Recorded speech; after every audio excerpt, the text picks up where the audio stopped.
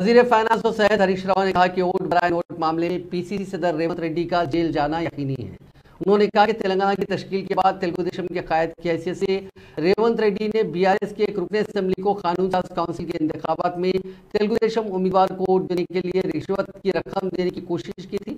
इस दौरान एसीबी ओहदेदारों ने रेवंत रेड्डी को नोटों के साथ रंगे हाथों पकड़ लिया था। इस मामले में रेवंत रेड्डी को हाईकोर्ट से कोई राहत नहीं मिली, जिस पर वो सुप्रीम कोर्ट से रुजू हुए थे, लेकिन गुज़िश्ता रोज सुप्रीम कोर्ट ने भी रेवंत रेड्डी को इस केस में कोई राहत नहीं दी, जिससे ये वाज़ेह होता है कि रेवंत रेड्डी का जेल जाना यकीनी है, क्योंकि उन्हें केस का सामना करना पड़ेगा। कोडंगल में हॉस्पिटल के इफ्तिताह के बाद मुनक़दा तकरीब से खिताब करते हुए हरीश राव ने कहा कि आज नहीं तो मुस्तकबिल में रेवंत रेड्डी का जेल जाना यकीनी है। మరి అందరూ పిల్లలు చనిపోతున్నారు అని చెప్పిండ్రు।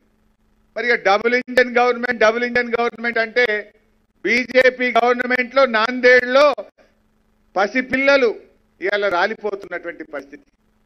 గంతమంది 30 మందికి పైగా ఇవాళ 2 రోజుల్లో చనిపోయిన పరిస్థితి ఉందంటే మరి బీజేపీ పాలన ఎట్లా ఉందో మనం అర్థం చేసుకోవాలి। నిన్న నరేంద్ర మోడీ గారు వచ్చి పెద్ద నీతులు చెప్పే ప్రయత్నం చేసిండు। ఆయనది పూటకో మాట రాష్ట్రానికో మాట మాట్లాడుతుంటాడు।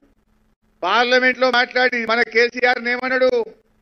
కేసీఆర్ అద్భుతంగా పనిచేస్తున్నాడు, కేసీఆర్ ఎప్పుడు కలిసినా నీళ్ళ గురించి అడుగుతాడు, ప్రాజెక్టుల గురించి అడుగుతాడు, కరెంటు గురించి మాట్లాడతాడు, అభివృద్ధి గురించి మాట్లాడతాడు అని మాట్లాడుతూ పక్క రాష్ట్రంలో ఆంధ్రప్రదేశ్ నాయకుడు వస్తే ఆయన ఎంతసేపు కేసుల గురించి మాట్లాడతాడు, కేసీఆర్ మాత్రం అభివృద్ధి గురించి మాట్లాడతాడు అని స్వయంగా పార్లమెంట్ లో చెప్పినారు మోడీ గారు। పార్లమెంట్ లో ఒక మాట చెప్తాడు, బయట ఇంకొక మాట చెప్తాడు।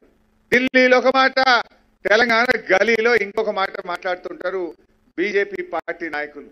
ఇలా గురువింద గింజ తన కింద నలుపు తెలియదన్నట్టు నరేంద్ర మోడీ గారిని ఏమంటాడు? ఇది కుటుంబ పార్టీ అని మాట్లాడతాడు। నాయన నువ్వు నిన్నగాక మొన్న కర్ణాటకలో దేవగౌడ కుటుంబంతో పొత్తుగా